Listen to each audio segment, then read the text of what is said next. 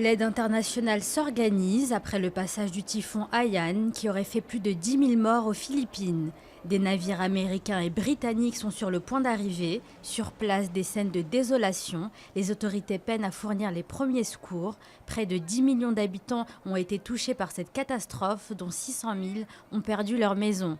L'ONU a déclaré s'attendre au pire au fur et à mesure que l'accès à certains sites se débloque. Semaine agitée dans l'éducation, une succession de grèves, rassemblements, voire blocages d'écoles sont prévus.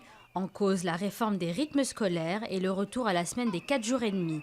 Premier mouvement à Paris, les agents municipaux réclament des moyens adaptés. Au moins 500 écoles sont perturbées.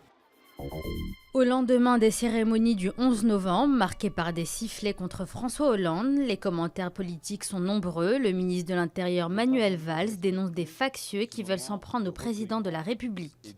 De son côté, le député UMP des Yvelines, Henri Guénaud, qui a condamné les manifestations, estime que la façon d'exercer le pouvoir de François Hollande conduit à un affaiblissement terrible de l'autorité de l'État.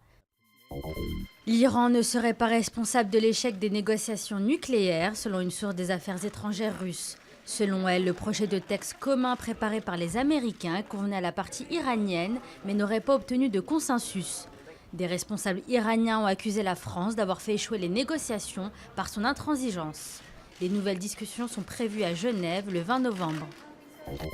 Voyager dans le métro moscovite sans payer, c'est possible. Pour cela, il faudra vous acquitter de 30 flexions.